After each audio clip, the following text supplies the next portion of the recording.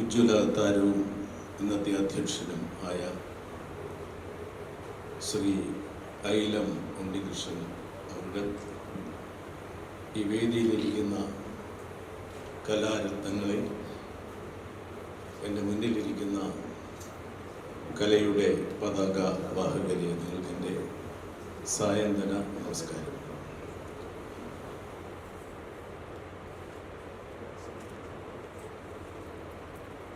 ചെറിയ ചെറിയ തെറ്റുകൾ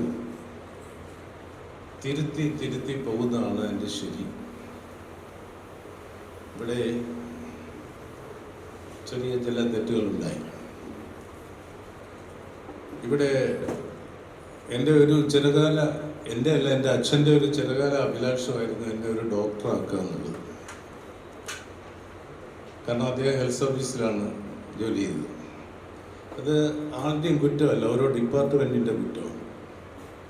പോലീസ് ഡിപ്പാർട്ട്മെൻറ്റിലുള്ളവർക്ക്, പോലീസ് തലങ്ങളിലൊക്കെ ഉള്ളവർക്ക് മകനെ SI ആക്കണം, SI തലങ്ങളിലൊക്കെ ഉള്ളവർക്ക് IPS ആക്കണം.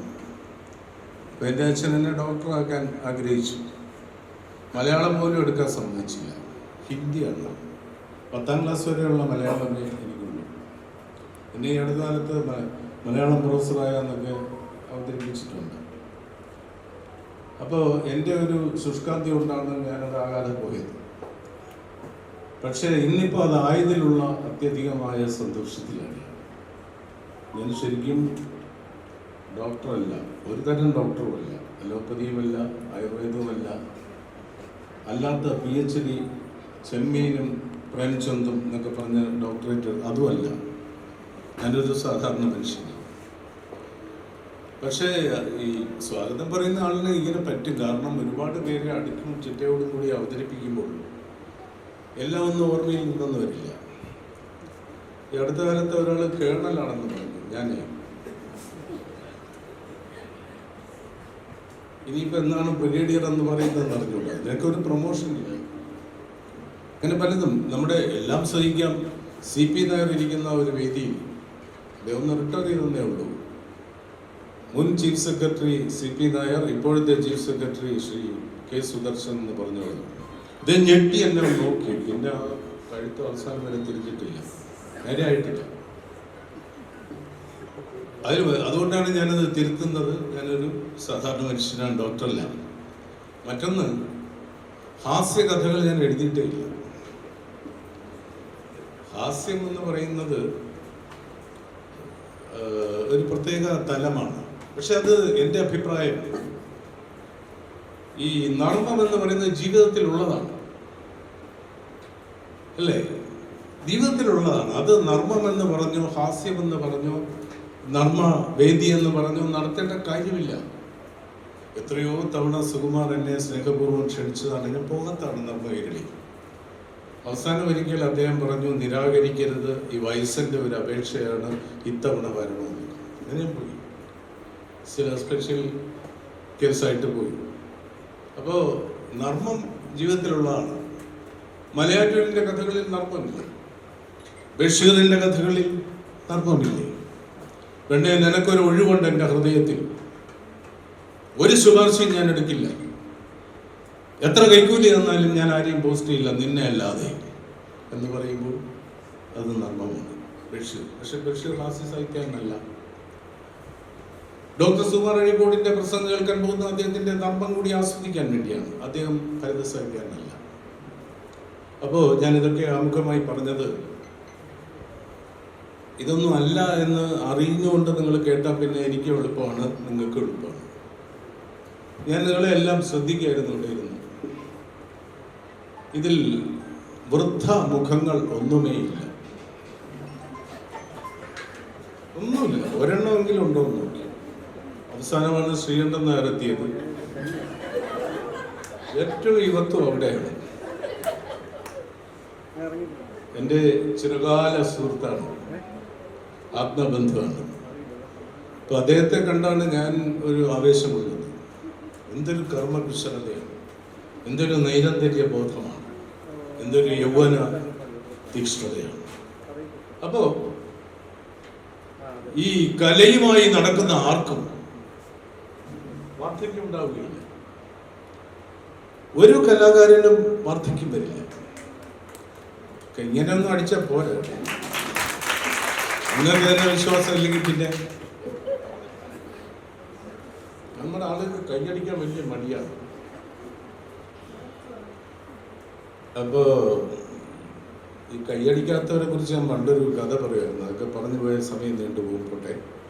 അപ്പോ ഈ കലയുമായി അഭിനമിക്കുമ്പോൾ എന്താ സംഭവിക്കുന്നതെന്ന് ചോദിച്ചാൽ, ബഷീർ പറഞ്ഞതുപോലെ അവരുടെ ജീവിതം എന്നും എന്നും എന്നും യൗവന തീക്ഷ്ണമായിരിക്കും. ഹൃദയം പ്രണയ സുരഭിലവും ആയിരിക്കും. എന്തോ രണ്ടും വ്യത്യാസമുണ്ടോ? വളരെ സൂക്ഷ്മമായിട്ട് അറിയാൻ തോന്നുന്നു. പ്രേമം എന്ന് പറഞ്ഞാലും പ്രണയം എന്ന് പറഞ്ഞാലും അനുരാഗം എന്ന് പറഞ്ഞാലും അതുണർത്തുന്ന വികാര തരംഗമാലകൾ ഒന്ന് തന്നെയാണ്. അതെ, കലാകാരനായതുകൊണ്ട് ഞാൻ തിരുത്തുന്നു. കലാകാരന്റെ ഹൃദയം പ്രേമ സുരഭിലമായിരിക്കും. പക്ഷെ ആ പ്രേമം കലയോടാണെന്നാണ് ഞാൻ ഉദ്ദേശിച്ചത്. തിരുത്തിയതൊക്കെ നല്ലത്. പ്രേമം കലയോടായിരിക്കും. അത് കലാകാരന്മാരുടെ മാത്രം ഒരു സിദ്ധിയാണ്, ഭാഗ്യമാണ്, വരമാണ്. പക്ഷേ ഈ കോവിഡ് കാലത്തെ അവസ്ഥ എന്തായിരുന്നു? ഇപ്പോഴത്തെ അവസ്ഥയും എന്താണ്? ഈ കലാരംഗം ആകെ വല്ലാതെ വരണ്ടു പോയിരിക്കുന്നു. അതിൻ്റെ ഊർജവും അതിൻ്റെ സാമ്പത്തിക അവസ്ഥയും ഇപ്പം തന്നെ അധ്യക്ഷൻ പറഞ്ഞത് കേട്ടില്ലേ? ഫണ്ടില്ല. പക്ഷെ എങ്കിലും ആ ഉത്സാഹമുണ്ടല്ലോ, ആ ഉണർവുണ്ടല്ലോ, ആ ഉത്തേജനമുണ്ടല്ലോ, അതാണ് മൂലധനം. അത് പഴയ കാലത്തുമൊക്കെ അങ്ങനെയാണ്. നമ്മൾ ഈ കലയ്ക്ക് വേണ്ടി ഒരു ജീവിതം കൊടുക്കുകയാണ്. ഒരു ജീവിതം ഒന്നടങ്കം കാഴ്ചവെക്കുകയാണ്, ഒഴിഞ്ഞു വെക്കുകയാണ് കലയ്ക്ക് വേണ്ടി. ഞാൻ എൻ്റെ 8ാം ക്ലാസ്സിൽ പഠിക്കുമ്പോഴാണെന്ന് തോന്നുന്നു, ആകെ 10ാം ക്ലാസ് വരെയുള്ള മലയാളമേ ഉള്ളൂ. 8ാം ക്ലാസ്സിൽ പഠിക്കുമ്പോഴാണ് പാലാ നാരായണൻ നായരുടെ ഒരു കവിത പഠിച്ചത്. ഇവിടെ ഇരിക്കുന്നവരൊക്കെ ചെറുപ്പക്കാരാണെന്ന് ഞാൻ പറഞ്ഞെങ്കിലും നിങ്ങളും ആ കവിത പഠിച്ചിരിക്കും. ഹിരണ്യമേവോർജയ എന്നാണ് ആ കവിതയുടെ പേര്. കവിത എങ്ങനെയാണ്? ഒരു വലിയ പണ്ഡിതനായ ആള്, കവിയായിട്ടുള്ള ആള്, അദ്ദേഹം എഴുതി അങ്ങ് വയസ്സായി. കവിത തുടങ്ങുന്നത് കണ്ണുകൾ കാണാതായി, കാതുകൾ കേളാതായി, പണ്ഡിതൻ മഹാകവി പണിത കുഗ്രാമത്തിൽ, സിറ്റിയിലല്ല കുഗ്രാമത്തിൽ, കേവലം ദരിദ്രരും അജ്ഞരും, പള്ളിക്കൂടത്തിൻ്റെ ഒരന്തിപാത്തവർ അജ്ഞരും നിവസിക്കും ആ വനപ്രദേശത്തിൽ അക്ഷയ പുഷ്പം പോലെ വിരിഞ്ഞും പരിമളം വീശിയും വിരാജിച്ചു വിരുദൻ കവിവരൻ വൃദ്ധനാകിലുമെൻ്റെ ഭൂതമാം പുരാണത്തിൻ സാരസർവസ്വം നിത്യനൂതന പ്രതിഭയെ പ്രോജ്വലിപ്പിച്ചേ പോകുന്നു. ഈ കവിത ഇപ്പോഴും ഞാൻ ഓർമ്മിക്കുന്നത്, 8ാം ക്ലാസ്സിൽ പഠിച്ച ഈ കവിത ഇപ്പോഴും ഞാൻ ഓർമ്മിക്കുന്നത് അന്ന് എന്നെ മലയാളം പഠിപ്പിച്ച ഒരു സാറിൻ്റെ പേരിലാണ്. സാറിൻ്റെ പേരാണ് മലയാളത്തോട് നമ്മൾ അടുപ്പിച്ചത്. സാറിൻ്റെ മോഡൽ സ്കൂളിലാണ് ഞാൻ പഠിച്ചത്, ഗവൺമെൻറ് മോഡൽ ഹൈസ്കൂൾ, ഐതിഹാസികമായ സ്കൂൾ, അവിടെയാണ് പഠിച്ചത്. ആ സാറിൻ്റെ പേര് പല്ലക്ക് എന്നാണ്. ശരിയായ പേരല്ല, ശരിയായ പേര് ദിവാകര മേനോൻ എന്നാണ്. അങ്ങനെ സാറന്മാർക്കെല്ലാം ഓരോ പേരുണ്ട്, അറിയാമല്ലോ. ഒരു പേര് ഇവിടെ കൂടെ പറയാനും ഒക്കില്ല. ഈ സാറിൻ്റെ പേര് വളരെ ഭേദപ്പെട്ട പേരായതുകൊണ്ടാണ് ഞാൻ ധൈര്യമായിട്ട് പറഞ്ഞ പല്ലക്ക്. പല്ലക്കെന്ന് പേര് വരാനുള്ള കാരണം അന്വേഷിക്കുമ്പോഴാണ് ആ പേരിട്ട പയ്യൻ, അവൻ്റെ ആ ഒരു ഭാഷാ സാമർഥ്യത്തിന് മുമ്പിൽ നമ്മൾ നമിക്കണം, സാഷ്ടാംഗം. ഇതിനാ പല്ലക്കെന്നിട്ടെന്നറിയോ? ഇദ്ദേഹത്തിൻ്റെ പല്ലിങ്ങനെ തള്ളിയാണ് ഇരിക്കുന്നത്. ഫ്രെയിം ചെയ്യാൻ നോക്കില്ല, ഫോട്ടോ ഫ്രെയിം ചെയ്യാൻ നോക്കില്ല, ഈ പല്ലിൽ അടിച്ചത് പേര്. അപ്പോൾ എൻ്റെ ആ ഭാഷാ പരിജ്ഞാനം മനസ്സിലായില്ല. അദ്ദേഹമാണ് ഈ കവിത പഠിപ്പിക്കുന്നത്. ഇദ്ദേഹം ഈ കവിത ഒരു വിധത്തിൽ പഠിപ്പിക്കില്ല. ഹിരണ്യമേവോർജയ ഒരു കാരണവശാൽ പഠിപ്പിക്കില്ല. നിങ്ങളോട് വായിച്ചോളാൻ പറഞ്ഞു, പരീക്ഷ വരുന്നു, അങ്ങനെ വായിച്ചാണ് ഈ കവിത കാണാതെ ആയിരുന്നു. പഠിച്ചത്. പഠിപ്പിക്കാതിരിക്കാൻ കാരണം ഈ കവി ഒരു മഹാകാവ്യം രചിക്കുകയാണ് അവസാന കാലത്ത്. മഹാകാവ്യം കൂടെ ആയപ്പോൾ അദ്ദേഹം പരിക്ഷീണനായി. ഇതിനി മഹാരാജാവിനെ കൊണ്ട് കാണിക്കണം. മഹാരാജാവിനെ കൊണ്ട് കാണിച്ചാൽ അദ്ദേഹം എന്തെങ്കിലും ഒന്നും കൊടുക്കാതിരിക്കില്ല, പട്ടിണിയാണ്. പാവം അദ്ദേഹത്തിൻ്റെ സഹധർമ്മിണിയും വാർദ്ധക്യത്തിലാണ്. സ്ത്രീകൾ പെട്ടെന്ന് വളരുകയും പെട്ടെന്ന് അവശതയിലേക്ക് പോവുകയും ചെയ്യും. എന്താണ് അതിൻ്റെ കോമ്പോസിഷൻ എന്ന് അറിഞ്ഞുകൂടാ. ഒപ്പം വളർന്നതാം വല്ലി പൂത്തു എന്നാണ് പറയുന്നത്.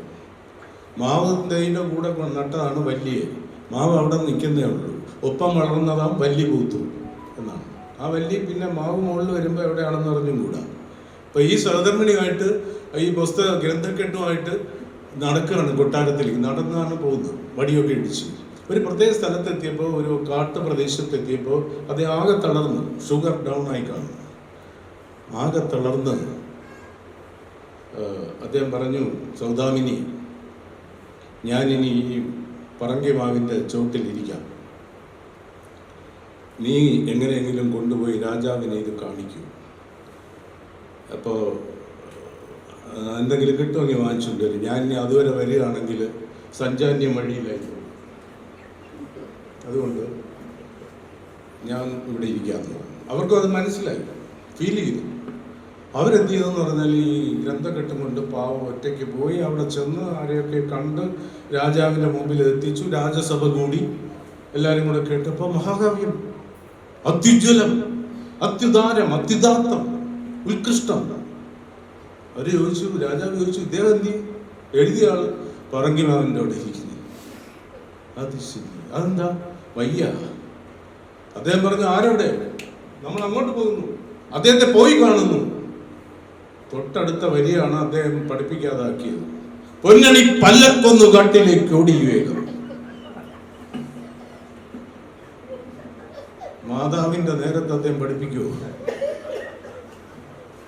വായിച്ചോളാം. ഒടുവിൽ ഇവരെല്ലാം കൂടെ വന്നപ്പോൾ പറങ്കിമാവിന്റെ ചുവട്ടിലിരുന്ന ആള് ചരിഞ്ഞ് കിടക്കുന്നു, മരിച്ചു. കഷ്ടം, പട്ടിണി വരണം, ആരെന്തുകൊണ്ട് കൊടുക്കാനാണ്? അപ്പോൾ അദ്ദേഹത്തിന്റെ കയ്യിലൊരു തുണ്ടിരിക്കുന്നു. ആ തുണ്ടെടുത്ത് രാജാവിന്റെ കൂടെ വന്ന പണ്ഡിതൻ, ആസ്ഥാന പണ്ഡിതൻ വായിച്ചു. പിപാസിതേ കാവ്യരസോ നപ്യതേ ക്ഷുധാതുരേ വ്യാകരണം ന ഭജ്യതേ ഹിരണ്യമേവുർജയ നിഷ്ഫല കല എന്നാണ് എഴുതിയിരിക്കുന്നത്. പിപാസിതേ കാവ്യരസോ നപ്യതേ. പിപാസിതേ, പിപാസയുള്ളവൻ, ദാഹമുള്ളവൻ, ദാഹിച്ച് വല്ലാതെ അവശനായവൻ കാവ്യരസം എന്നൊക്കെ നിരൂപകന്മാർ പറയും. അത് കുടിക്കാൻ കൊള്ളത്തില്ല. ഒരു ദാഹിച്ച ഒരുത്തനും കാവ്യരസം കുടിച്ചായിട്ട്, മറ്റു പല രസങ്ങളും കുടിക്കുന്നുണ്ടെങ്കിലും കാവ്യരസം കുടിച്ചായിട്ട് റിപ്പോർട്ടില്ല. ക്ഷുധാതുരേ, വിശക്കുന്നവൻ വ്യാകരണം ന ഭുജ്യതേ, വ്യാകരണം കഴിക്കുന്നുമില്ല. ഹിരണ്യമേവോർജയ, സ്വർണം സമ്പാദിച്ചു കൊള്ളുവിൻ, കറൻസി സമ്പാദിച്ചു കൊള്ളുവിൻ. ഇന്ത്യയിലാണെങ്കിൽ ഗാന്ധിജിയുടെ തലയുള്ള ആ നോട്ട് സമ്പാദിച്ചു കൊള്ളുവിൻ. അവസാനം പറഞ്ഞാണ് നമുക്ക് ബാധകം, നിഷ്ഫല കല, കല നിഷ്ഫലമാണ് എന്ന് അദ്ദേഹത്തിന് പറയേണ്ടി വന്നു. ആ നൂറ്റാണ്ടിൽ, ആ കാലത്ത് ആ എഴുത്തുകാരന് തൻ്റെ വാർദ്ധക്യത്തിൻ്റെ അനാഥത്വത്തിൽ, അതിൻ്റെ പാപ്പരത്വത്തിൽ അദ്ദേഹത്തിന് അത് പറയേണ്ടി വന്നു. ആ അവസ്ഥ നമുക്കുണ്ടാകരുത്, ആ അവസ്ഥ നമുക്കുണ്ടാകരുത്. നമ്മൾ നമ്മുടേതായ ഈ സിദ്ധി വൈഭവങ്ങളിൽ ആത്മവിശ്വാസത്തോടെ മുന്നോട്ട് പോകണം. കലയെന്ന് പറയുന്നത് എഴുത്തിലൂടെയും സംഭാഷണത്തിലൂടെയും ഒന്നും സന്നിവേശിക്കാൻ കഴിയാത്ത വിധത്തിലുള്ള വികാരങ്ങളുടെ ആവിഷ്കാരമാണ്. ഒരു ചിത്രം കാണുമ്പോൾ നമ്മുടെ മനസ്സിൽ, കാണുന്ന ഓരോ ആളിൻ്റെയും മനസ്സിൽ ഓരോന്നാണ് മനസ്സിലേക്ക് ഉദിച്ചു വരുന്നത്. അപ്പോൾ ഒന്നുകൊണ്ടും വ്യാഖ്യാനിക്കാനാവാത്ത പുതിയ തലങ്ങളിലേക്ക്, പുതിയ മാനങ്ങളിലേക്ക് മനുഷ്യനെ കൂട്ടിക്കൊണ്ടുപോകുന്ന ഒന്നാണ് കല. മനുഷ്യന് മരണം അനിവാര്യമാണ്, അത്യന്താപേക്ഷിതമാണ്, ഒഴിവാക്കാനാകാത്തതാണ്, ഒഴിച്ചുകൂടാനാകാത്തതാണ്. പണ്ട് ഞങ്ങളുടെ ഒരു മലയാള സാർ പറയുന്ന ഒഴിച്ചു കൂട്ടാനാവാത്തതാണ്. അദ്ദേഹത്തിൻ്റെ പേരും വളരെ ദിവ്യമായിരുന്നു. മഴുവൻ എന്നാണ് അദ്ദേഹത്തിൻ്റെ പേര്. ഞാൻ ഒരുപാട് കാലം ചിന്തിച്ചു, ഈ സാറിന് എന്തിനാണ് ഈ മഴുവൻ എന്ന് വിളിക്കുന്നത്? അദ്ദേഹമായിട്ട് അടുത്തപ്പോഴാണ് കാര്യം മനസ്സിലായത്. അദ്ദേഹം വിചാരിച്ചിരിക്കുന്ന ഈ ലോകത്തുള്ള എല്ലാവരും മഴുവന്മാരാണ്. അപ്പൊ ആരാണ് മഴുവൻ? അപ്പൊ ഈ തരത്തിലുള്ള ഒന്നാണ് മരണം, ജീർണത. ഇത് രണ്ടും ബാധകമല്ലാത്ത ഒന്നാണ് കല. ഇത് രണ്ടും കലയ്ക്ക് ബാധകമല്ല. മെനിഞ്ഞാന്ന് രാവിലെ ഞാൻ റേഡിയോ വെച്ചപ്പോൾ ഗുരു ഗോപിനാഥിന്റെ ശബ്ദം, കാലമേ സാക്ഷി എന്ന് പറയുന്ന ഒരു പരിപാടി. ഗുരു ഗോപിനാഥൊക്കെ പോയിട്ട് എത്ര നാളായി, പക്ഷേ അദ്ദേഹത്തിന്റെ ശബ്ദം. അപ്പൊ കല മരിക്കുന്നില്ല. അങ്ങനെ പലരുടെയും ശബ്ദം, ഇദ്ദേഹത്തിന്റെ ശബ്ദവും കഥയും ഒക്കെ ഈ ലോകം കൽപ്പാന്തകാലത്തോളം നമുക്ക് കേൾക്കുവാനും കാണുവാനും സാധിക്കും. അതൊരു വലിയ ഒരു സിദ്ധി വൈഭവമാണ്, ഭാഗ്യമാണ്. അത് കലാകാരന്മാർക്ക് മാത്രമേ ഉള്ളൂ. രാഷ്ട്രീയക്കാർക്ക് അത് ഉണ്ടാകണമെന്നില്ല. രാഷ്ട്രീയക്കാർക്ക് വേറെയാണ്. രാഷ്ട്രീയക്കാരെ കുറിച്ച് പറയുന്നത് അവര് എന്ത് പ്രശ്നം ഉണ്ടായാലും അവര് ഒരു കാര്യം ചെയ്യത്തില്ല. എന്താണ്? ആത്മഹത്യ. ഏതെങ്കിലും രാഷ്ട്രീയക്കാരൻ ആത്മഹത്യ ചെയ്തായിട്ട് കേട്ടിട്ടുണ്ടോ? ഞാൻ കേട്ടിട്ടില്ല. അന്ന് അവരത് മാനേജ് ചെയ്യും. ഈ ആത്മഹത്യയെ മാനേജ് ചെയ്യും. ബർട്രൻഡ് റസ്സൽ, ചിന്തകനായ ബർട്രൻഡ് റസ്സൽ പറഞ്ഞത്, ഒരു രാഷ്ട്രീയക്കാരൻ, നല്ലൊരു രാഷ്ട്രീയക്കാരൻ എങ്ങനെയായിരിക്കണമെന്ന് അദ്ദേഹം പറഞ്ഞിട്ടുണ്ട്. നല്ലൊരു രാഷ്ട്രീയക്കാരൻ ചെയ്യേണ്ടത് നാളെ ഇവിടെ എന്ത് സംഭവിക്കുമെന്നും, അടുത്ത ആഴ്ച ഇവിടെ എന്ത് സംഭവിക്കുമെന്നും, അടുത്ത മാസം ഇവിടെ എന്ത് സംഭവിക്കുമെന്നും, അടുത്ത വർഷം ഇവിടെ എന്ത് സംഭവിക്കുമെന്നും കൃത്യമായി പ്രവചിക്കാൻ കഴിവുള്ളവനായിരിക്കണം. തീർന്നില്ല, കുത്തുകോമ. പിന്നീട് ഇതൊന്നും ഇവിടെ സംഭവിക്കാതിരുന്നത് എന്തുകൊണ്ട് എന്ന് കൃത്യമായി ജനങ്ങളെ ബോധ്യപ്പെടുത്തുവാനും കഴിവുള്ളവനായിരിക്കും. അപ്പോഴാണ് ഞങ്ങൾ രാഷ്ട്രീയക്കാരനാണ്. അത് ശരി, അതുകൊണ്ടാണല്ലേ എന്ന് ജനത്തിനൊരു ഇരട്ടപ്പേരുണ്ടല്ലോ, ആ ജനം പറയണം. അപ്പോ ഞാൻ പറഞ്ഞതെല്ലാം പോയി, രാഷ്ട്രീയക്കാരുടെ കാര്യം പറഞ്ഞുകൊണ്ടേ എല്ലാം പോയി. അപ്പൊ ഈ കുത്തുവമ്മയല്ല, കുത്തുവമ്മയൊക്കെ ചെറിയ, ഞാൻ ഈ ഇംഗ്ലീഷ് പഠിപ്പിച്ചുകൊണ്ടിരുന്ന ഒരു കാലം ഉണ്ടായിരുന്നു വീട്ടില്. അപ്പൊ ഇംഗ്ലീഷിന്റെ കൂടെ മലയാളം ആണല്ലോ എനിക്ക് ഇഷ്ടം. മലയാളത്തിൽ ധാരാളം മലയാള വാക്കുകളും എല്ലാം പറഞ്ഞ് ചില കുട്ടികൾ എഴുതിയെടുക്കും. നിത്യഭാസ്വര നവശരങ്ങളെ എന്ന് പറഞ്ഞിട്ട് ഒരു കുട്ടി എഴുതിയെടുക്കുന്നു. ഇംഗ്ലീഷ് പഠിക്കാൻ വന്നാണ് എഴുതിയെടുക്കുന്നു. ഭാസ്വജ്വലങ്ങള അവിടെ എഴുതിയെടുക്കുന്നു. എൻ്റെ ഫ്രണ്ടിൽ തന്നെ എനിക്ക് ഇന്ന് വരെ ഒന്നും എഴുതിയെടുക്കാതിരിക്കുകയും ചെയ്ത ഒരു കുട്ടി ഒരു വാക്ക് എഴുതിയെടുത്തോളൂ. എനിക്ക് ഭയങ്കര ഉത്കണ്ഠ, എനിക്ക് മുന്നോട്ട് പോകാൻ പറ്റില്ല. ആ കുട്ടി ഏത് വാക്കാണ് എഴുതിയെടുത്തതെന്ന് അറിയണ്ടേ? ഞാൻ അടുത്ത് ചെന്ന് പതുക്കെ നോക്കിയപ്പോ തുമുക്കടിയോ എന്ന വാക്കാണ് എഴുതിയിരിക്കുന്നത്. മൂപ്പിലാൻ അവിടെ തുമുക്കടിയോ എന്ന് വീണു എന്ന് ഞാൻ പറഞ്ഞു. കുറച്ചുടനെ തന്നെ ചുവന്ന പേരാണ് കിട്ടിയത്. തുമുക്കടിയോ എന്ന് ഒരു പേപ്പറിൽ കുറുക്കെ എഴുതിയിരിക്കുകയാണ്, ഒരു സ്ഥലപ്പേര് പോലെ. അപ്പോ കുത്തുവാമയല്ല, അതും പോയി. അപ്പോ എന്തായാലും ഞാൻ പറഞ്ഞു വന്നത്, ഈ എഴുത്തുകാർ ആയാലും ശരി, കലാകാരന്മാരായാലും ശരി, കവികളായാലും ശരി, അവർ ആരെയും ഭയപ്പെടരുത്. ഭയരഹിതമായ വിമർശനം നടത്താൻ കഴിവുള്ളവരായിരിക്കണം. അതാണ് ഞാൻ പറയാൻ വന്നത്. നമ്മൾ ആരെയും ഭയപ്പെടരുത്. പണ്ടൊക്കെ ഈ ഇവരെ എല്ലാം ഇൻഡയറക്റ്റ് ആയിട്ട് വിലക്കെടുക്കുമായിരുന്നു. രാജാവിൻ്റെ കാലത്ത് കവിത എഴുതാൻ കഴിയുന്നവർക്കൊക്കെ അവിടെ സീറ്റുണ്ട്, വീടുണ്ട്, താമസിക്കാം കുടുംബസമേതം. ആസ്ഥാന കവി, പണ്ഡിതൻ, ആസ്ഥാന പണ്ഡിതൻ, എല്ലാ ഫെസിലിറ്റിയും കൊടുത്തിരിക്കുകയാണ്. വൈദ്യൻ, ഉടമ്പള്ളി വൈദ്യൻ, ആസ്ഥാന വൈദ്യൻ, അങ്ങനെ കൊടുക്കും. അങ്ങനെ ഒരു ആസ്ഥാന കവി മരിച്ചപ്പോൾ, അത് എന്നോട് തിക്കുറിശിയാണ് പറഞ്ഞത്. ഒരു ആസ്ഥാന കവി മരിച്ചപ്പോൾ കലിങ്കിലിരിക്കുന്ന രണ്ടുപേര് എന്ന് പറഞ്ഞ സ്റ്റാൻഡേർഡ് മനസ്സിലായില്ല. കലിങ്കിലിരിക്കുന്ന രണ്ടുപേര് പറഞ്ഞു, ഒരു വേക്കൻസി വന്നതായിട്ട് കാണുന്നു, ആസ്ഥാന കവി മരിച്ചിരിക്കുകയാണ്, നമുക്ക് ഒന്ന് അപ്ലൈ ചെയ്താലോ? അപ്പം അവൻ ഇച്ചിരി കൂടെ ബോധമുണ്ട്. അവൻ പറഞ്ഞാൽ നമ്മൾ കവിതയും കൊണ്ട് വേണ്ടേ പോകാൻ, കവിത ഉണ്ട്, നമുക്ക് ശരിയാക്കാം. ഇങ്ങനെ ഇവർ രണ്ട് കവിതകൾ, അവനൊരു കവിത ഇവനൊരു കവിത രാജാവിൻ്റെ മുമ്പേ അവതരിപ്പിക്കാനാണ്. ഒരുത്തൻ്റെ കവിതയുടെ പേര് ചൊറി എന്നാണ്. കവിത ഏതാണ്ട് ഇങ്ങനെയാണ്: ഒരു കാലിൽ ചൊറി വന്നു, മറുകാലിൽ ചൊറി പടർന്നു. ചൊറിയുടെ സ്വഭാവം അങ്ങനെയാണ്. ഞാൻ ഡോക്ടർ അല്ലെങ്കിൽ എനിക്കറിയാം. ഒരു കാലിൽ ചൊറി വന്നു, മറുകാലിൽ ചൊറി പടർന്നു. ചൊറിയണമെന്ന് തോന്നി ചൊറിഞ്ഞപ്പോൾ സുഖം, പിന്നെ ചൊറി തന്നെ സായുജ്യം. മറ്റവന്റെ കവിത. അവൻ പറഞ്ഞു ഇങ്ങനെ പോയാൽ ഒക്കില്ല, ഇതൊക്കെ ഇതെന്തോന്നുണ്ട്, ഇത് കാർട്ടൂൺ കവിത പോലെയുണ്ട്, ഇത് നീ കൊണ്ടുപോവാ. പക്ഷെ മഹാകാവ്യമാണ് അവിടെ എടുക്കുന്നത് കൂടുതലും. മഹാകാവ്യം എന്ന് പറയുമ്പോൾ 1,00,000 വരി വേണം, ലൈൻസ് വേണം. അതിന് നീ 1,00,000 ലൈൻസ് ഞാൻ എഴുതി, ആള് വിട്ടുമൊക്കെ എഴുതിക്കേണ്ടി വന്നു. എല്ലാം കൊണ്ട് വലിയൊരു കെട്ടുമായിട്ട് വന്നിരിക്കുന്നു. അവിടെ ചെന്നു. രാജാവിൻ്റെ അടുത്ത് ഈ കവി പോയ വേക്കൻസിയിൽ വന്നാണെന്ന് പറഞ്ഞു. ഉടൻ തന്നെ സഭ കൂടി. രാജാവിന് എല്ലാവരും ഫില്ലായിരിക്കണം, കവികളൊക്കെ ഫില്ലായിരിക്കണം. സഭ കൂടി. ആസ്ഥാന പണ്ഡിതരുണ്ട്, ആസ്ഥാന ജൂനിയർ കവിയുണ്ട്, എല്ലാവരും ഉണ്ട്. രാജാവും വന്നു കവിത അവതരിപ്പിക്കാൻ പറഞ്ഞു. മഹാകാവ്യം തന്നെ ആദ്യം എടുത്തു വായിച്ചു. ഒന്നുകൊണ്ടറിയണം രണ്ടിൻ്റെ ബലാബലം, രണ്ടുകൊണ്ടറിയണം ഒന്നിൻ്റെ ബലാബലം, മൂന്നുകൊണ്ടറിയണം നാലിൻ്റെ ബലാബലം, നാലുകൊണ്ടറിയണം രണ്ടിൻ്റെ ബലാബലം.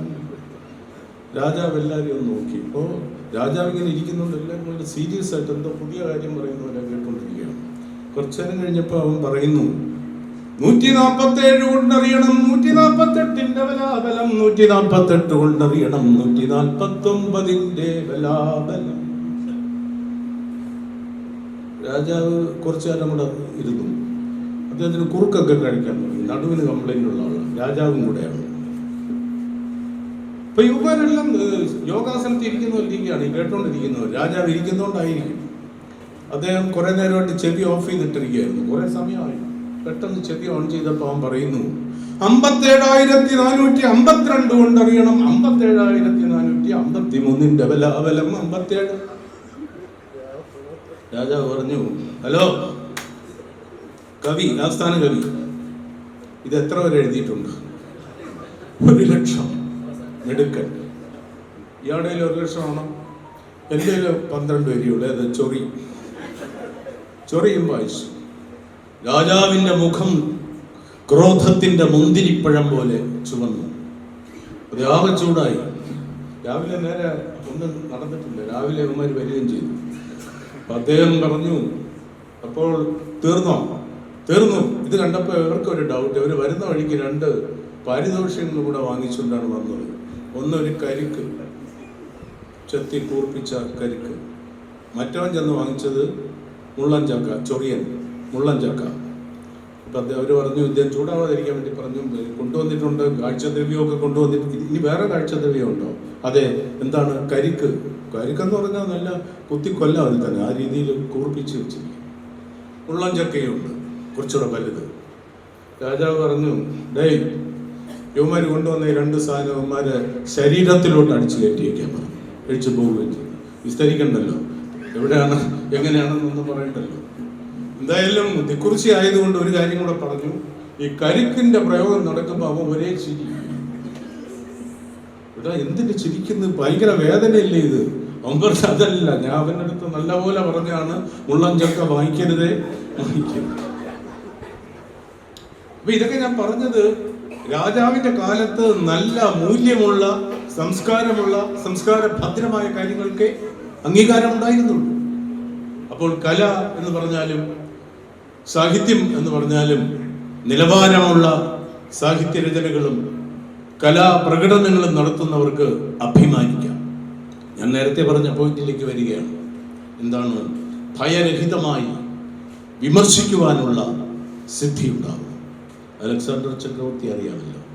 അലക്സാണ്ടർ ചക്രവർത്തി അവിടെ ഗ്രീസ് മുതൽ ഈജിപ്റ്റ് വരെയും അവസാനം ഇന്ത്യ വരെയും ഒക്കെ കീഴടക്കി. അവിടെ വന്നപ്പോൾ ഏതൻസിലെ ജനങ്ങളും പൗരമുഖ്യന്മാരും അദ്ദേഹത്തെ വാഴ്ത്തി പറഞ്ഞു.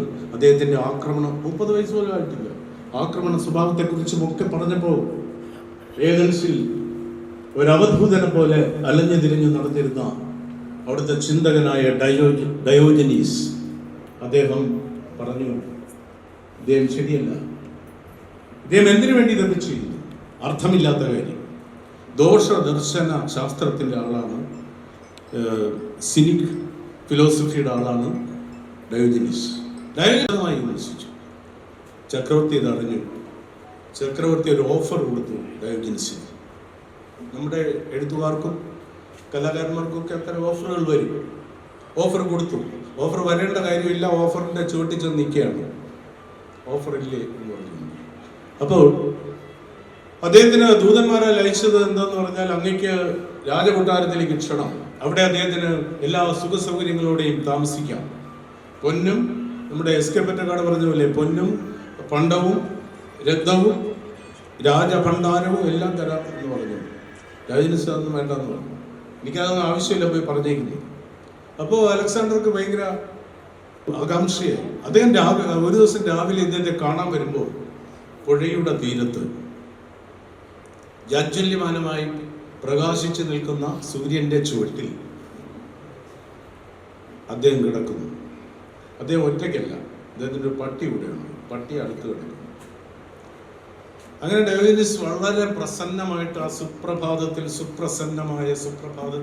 അദ്ദേഹം ഇങ്ങനെ ഈ സൂര്യരശ്മികളേറ്റ് തുടുത്ത കവിൾത്തടങ്ങളോടെ നല്ല ഹൈമവത ഭൂവിലേറെയായി കൊല്ലമങ്ങൊരു വിഭാതവേളയിൽ ഉല്ലസിച്ചു യുവ യോഗി ഏകനുൽ പുല്ലബാല രവി പോലെ കാന്തിമാൻ എന്നൊക്കെ ആശാൻ പറഞ്ഞ പോലെ ഡയോജനീസ് കിടക്കുമ്പോൾ കുതിരപ്പുറത്ത് വന്നിറങ്ങുന്നു അലക്സാണ്ടർ ചക്രവർത്തി. അദ്ദേഹം അടുത്തൊട്ടി വന്നു. അദ്ദേഹം പറഞ്ഞു, ഉള്ളി അനങ്ങാനൊന്നും പോയില്ല, ആ കിടപ്പ് തന്നെ. ഞാനാണ് അലക്സാണ്ടർ ചക്രവർത്തിയാണ്. എന്താ വന്നത്? അങ്ങ് കൊട്ടാരത്തിലേക്ക് വരണം, എല്ലാ സുഖസൗകര്യങ്ങളും ഞാൻ ഉറപ്പാക്കിയിട്ടുണ്ട്, കൊട്ടാരത്തിലേക്ക് വരണം. ആവശ്യമില്ല അദ്ദേഹം പറഞ്ഞു. എന്നിട്ട് അദ്ദേഹം ചോദിച്ചു, നിങ്ങൾ എന്തിനാണ് ഇങ്ങനെ ആക്രമിച്ച് കീഴടക്കുന്നത്? ഇപ്പൊ എങ്ങോട്ടാണ് പോകുന്നത്? ഞാൻ ലോകം മുഴുവൻ കീഴടക്കാൻ തീരുമാനിച്ചു, ഇന്ത്യയിലേക്ക് പോവുകയാണ്. കീഴടക്കിയിട്ട് നിങ്ങൾക്ക് സ്വസ്ഥമായി ജീവിച്ചുകൂടെ? സ്വസ്ഥമായി ജീവിക്കണം എന്ന് പറഞ്ഞത് ശരിയാണ്. ഇന്ത്യ കൂടെ കീഴടക്കിയിട്ട് ലോകമാകെ കീഴടക്കിയിട്ട് ഇതുപോലെ സ്വസ്ഥമായി കിടക്കണം. അതിന് ലോകമൊന്നും കീഴടക്കണ്ട, ഇങ്ങോട്ട് കിടന്നാൽ പോരെ, ഇത്തിരി സ്ഥലം പോരെ. അദ്ദേഹം ആ പട്ടിയെ വിളിച്ചു. ആ പട്ടിയെ വിളിച്ചിട്ട് പറഞ്ഞു, എന്താണ് ആ പട്ടിയുടെ പേരെന്ന് ഞാൻ അന്വേഷിച്ചു, അറിഞ്ഞൂടാ. എഴിച്ച് മാറിക്കിടന്നു. പട്ടി എടുത്തിട്ട് മാറിക്കിടന്നു. പട്ടിക്കൊരു പകരക്കാരൻ വന്നിരിക്കുന്നു, മാറിക്കിടന്നു. പട്ടി കിടന്ന സ്ഥലത്ത് കിടക്കാൻ പറഞ്ഞു. അലക്സാണ്ടർ ചക്രവർത്തി അപമാനിക്കാൻ വേറുമല്ലോ ഉണ്ടോ? ഇല്ല, ഞാൻ ഇപ്പോൾ കിടക്കുന്നില്ല, കിടക്കാറായിട്ടില്ല. അപ്പോൾ അങ്ങ് എന്തെങ്കിലും ഒന്ന് എൻ്റെ നിന്ന് സ്വീകരിക്കണം. ഒന്നും വേണ്ട, ഒരു ഉപകാരം ചെയ്താൽ കൊള്ളാം. എന്താണ്? ഒന്ന് മാറി നിന്നാൽ കൊള്ളാം. വെളിച്ചം കട്ടാവുന്നു, എൻ്റെ പ്രകാശത്തെ മറയ്ക്കുന്നു. ഒന്ന് മാറി നിന്നാൽ കൊള്ളാം. അദ്ദേഹം മാറി നിന്നിട്ട് അദ്ദേഹം ചോദിച്ചു, ഞാൻ വന്നതല്ലേ, ലോകം മുഴുവൻ കീഴടക്കിയ ആളല്ലേ, ഞാനൊന്ന് വന്നതല്ലേ, എന്തെങ്കിലും ഒന്ന് എൻ്റെ നിന്ന് സ്വീകരിച്ചുകൂടെ? ഡയോജനീസ് പറഞ്ഞു, എന്തെങ്കിലും സ്വീകരിക്കണമെങ്കിൽ ഒരു കാര്യം ചെയ്യാം, അങ്ങയുടെ അസാന്നിധ്യം ഞാൻ സ്വീകരിക്കുന്നു. അങ്ങയുടെ അസാന്നിധ്യം ഞാൻ സ്വീകരിക്കുന്നു. Get out, you idiot എന്നാണ് പറഞ്ഞ എൻ്റെ ഇംഗ്ലീഷ്. അങ്ങയുടെ അസാന്നിധ്യം ഞാൻ സ്വീകരിക്കുന്നു. തിരിച്ചു പോയിട്ട് അലക്സാണ്ടർ പറഞ്ഞു, ഞാൻ ചക്രവർത്തി ആയില്ലായിരുന്നുവെങ്കിൽ, എൻ്റെ ടാർഗറ്റ് ഇതല്ലായിരുന്നു എങ്കിൽ ഞാൻ ഡയോജനീസ് ആകണമെന്ന് ആഗ്രഹിക്കുന്നു. ഈ ഡയോജനീസിനെ കുറിച്ച് പ്ലേറ്റോ പറഞ്ഞത് വട്ട് പിടിച്ച സോക്രട്ടീസ് ആണ് ഡയോജനീസ്. പക്ഷേ അദ്ദേഹത്തിൻ്റെ വട്ട് എന്ന് പറയുന്നത് അദ്ദേഹത്തിൻ്റെ ധീരതയായിരുന്നു, അദ്ദേഹത്തിൻ്റെ ഭയരഹിതമായ സമീപനമായിരുന്നു. ലോകം കീഴടക്കിയ അലക്സാണ്ടർ ചക്രവർത്തിയോട് പോലും ധീരമായി സംസാരിക്കാനുള്ള ചങ്കുറ്റമായിരുന്നു. എന്തുകൊണ്ട്? അദ്ദേഹത്തിനൊന്നും നഷ്ടപ്പെടാനില്ല, അദ്ദേഹത്തിനൊന്നും നേടാനുമില്ല. കലാകാരന്മാർ അങ്ങനെ ആയിരിക്കണം എന്ന് പറയാനാണ് എനിക്കിഷ്ടം. പക്ഷേ ഇവിടെ ഈ ഫണ്ടില്ലാത്ത സ്ഥിതിക്ക് അങ്ങനെ ആയാലും പറ്റില്ല. പക്ഷെ എന്നാലും ആത്മാഭിമാനം ഉണ്ടാവും. നമ്മുടെ ഒരു സാംസ്കാരിക മന്ത്രി TM ജേക്കബാണെന്ന് തോന്നുന്നു, അതുകൂടെ പറഞ്ഞ് അവസാനിപ്പിക്കാം. TM ജേക്കബ് സാംസ്കാരിക മന്ത്രി വേദിയിലേക്ക് കടന്നു വരുമ്പോൾ ആ വേദി വിശിഷ്ടമായ ഒരു വേദിയാണ്, വളരെ പ്രധാനപ്പെട്ട ഒരു വേദിയാണ്. നമ്മുടെ ഒരു പ്രമുഖ സാഹിത്യകാരൻ അവിടെ ഇരിപ്പുണ്ട്. മുതിർന്ന സാഹിത്യകാരൻ അവിടെ ഇരിപ്പുണ്ട്. തൊട്ടടുത്ത് അത്രയും മുതിരാത്ത ഒരു സാഹിത്യകാരനും തൊട്ടടുത്ത് തന്നെ ഇരിപ്പുണ്ട്. അപ്പോൾ ഈ സാംസ്കാരിക മന്ത്രി വളരെ വൈകിയാണ് വരുന്നത്. അദ്ദേഹം വന്നപ്പോഴേ എല്ലാ സാഹിത്യകാരന്മാരും കൂടെ ചാടി എഴുന്നേറ്റു. അപ്പോൾ ഈ പ്രമുഖ സാഹിത്യകാരൻ, അത്ര മുതിരാത്ത സാഹിത്യകാരനെ എഴിക്കാൻ പോകുന്നുണ്ട്, കയ്യിൽ ബലമായി പിടിച്ച് അവിടെ ഇരിക്കുക. എവിടെ എഴുന്നേറ്റ് പോകുന്നു? അവിടെ ഇരിക്കുക. അതെ, അവിടെ ഇരുന്നു. സാംസ്കാരിക മന്ത്രി നേരെ പോയത് എഴുന്നേറ്റവരുടെ അടുത്തൊന്നുമല്ല, അദ്ദേഹത്തിൻ്റെ അടുത്താണ്. ഞാൻ അല്പം ലേറ്റായി പോയി, സോറി, നേരത്തെ വന്നുമല്ലേ. എങ്ങനെയിരിക്കുന്നു? ആ ഒരു ആത്മബോധം നമുക്ക് വേണം. കേന്ദ്ര സാഹിത്യ അക്കാദമിയിലാണെന്ന് തോന്നുന്നു, വള്ളത്തോൾ മെമ്പറായിരുന്നപ്പോൾ പറഞ്ഞു കേട്ടതാണ്. അതിൻ്റെ അന്നത്തെ ചെയർമാനും പ്രസിഡന്റ് ഇന്ത്യൻ പ്രധാനമന്ത്രി തന്നെയായിരുന്നു, നെഹ്റു. അദ്ദേഹം ഇതുപോലെ താമസിച്ചു വന്നു. എല്ലാ സംസ്ഥാനത്തു നിന്ന് വന്നവരും പറ്റി വിളിച്ച് എഴുന്നേറ്റു. നെഹ്റു, വള്ളത്തോൾ എഴുന്നേറ്റില്ല. അദ്ദേഹം നേരെ പോയത് വള്ളത്തോളിൻ്റെ അടുത്തേക്കാണ്, എഴുന്നേറ്റവരുടെ അടുത്തേക്കില്ല. ഞാൻ അല്പം വൈകി പോയി, ക്ഷമിക്കണം. അപ്പൊ ആ ഒരു ആത്മദാർഢ്യം, ആത്മാഭിമാനം, കല എന്ന് പറയുന്നത് നമ്മൾക്ക് മാത്രമായി കിട്ടിയ ഒരു സിദ്ധിയാണ്, എല്ലാവർക്കും ഉള്ളതല്ല എന്ന് തിരിച്ചറിഞ്ഞുകൊണ്ട് അതിൽ നിന്ന് ഊർജം ആവാഹിച്ചുകൊണ്ട് നിങ്ങൾ മുന്നോട്ട് പോവുക. നന്മ എന്നാണ് ഇതിൻ്റെ പേര്. എത്ര നല്ല പേര്, എത്ര സുന്ദരമായ പേര്. നന്മ എന്ന് പറയുന്നത് ഇതുപോലെ പ്രസംഗിക്കുമ്പോഴല്ല, വർത്തമാനം പറയുമ്പോഴല്ല, പരദൂഷണം പറയുമ്പോഴല്ല, നന്മ പ്രവർത്തിക്കുമ്പോഴാണ്. എല്ലാ നന്മകളും സംഭവിക്കുന്നത് പ്രവർത്തിക്കുമ്പോഴാണ്. ഈ പ്രവർത്തനങ്ങളിലൂടെ മുന്നോട്ട് പോകുമ്പോൾ നന്മയുടെ ഏറ്റവും ഉജ്ജ്വലമായ പ്രകാശം നിങ്ങളിൽ പ്രസരിക്കും എന്ന് പറഞ്ഞുകൊണ്ട് ഇന്നത്തെ സർഗോത്സവം ഉദ്ഘാടനം ചെയ്തതായി അറിയിച്ചുകൊണ്ട് ഞങ്ങളുടെ വാക്കുകൾ